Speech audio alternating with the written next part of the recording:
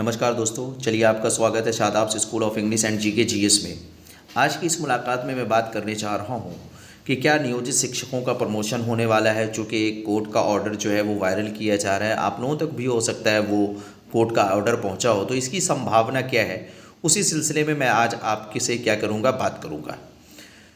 तो इससे पहले कि आपसे एक निवेदन है कि आप चैनल को सब्सक्राइब कर लें, ताकि जो भी अपडेट आप तमाम शिक्षक और शिक्षिकागण के लिए हो वो सबसे पहले आप तक पहुँचे। तो चलिए आज की मुलाकात में जो ज़रूरी बातें हैं वो मैं शुरू करता हूँ।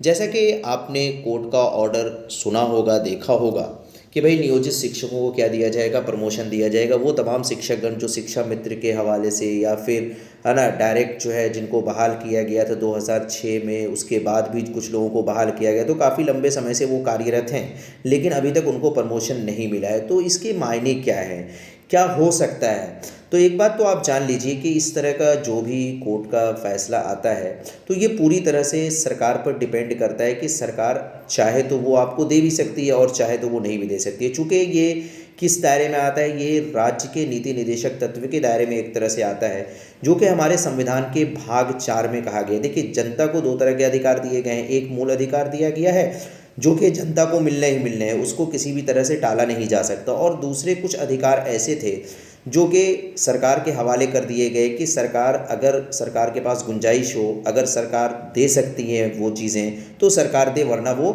नहीं भी दे सकती है।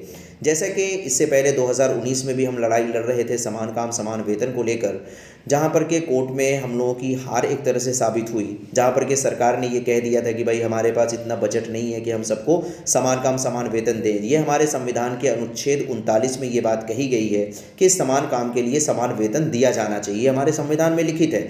लेकिन फिर भी सरकार पर ये डिपेंड करता है, सरकार की मर्ज़ी पर यह डिपेंड करता है कि वो क्या लागू कर सकती है, चूँकि उनको अपना क्या करना देखना होता है, बजट देखना होता है। तो ये जो कोर्ट ने कहा है कि भाई प्रमोशन दिया जाए, तो आप ये मानकर चलिए कि अभी तक तो सरकार की तरफ से इस पर कोई प्रतिक्रिया नहीं आई है।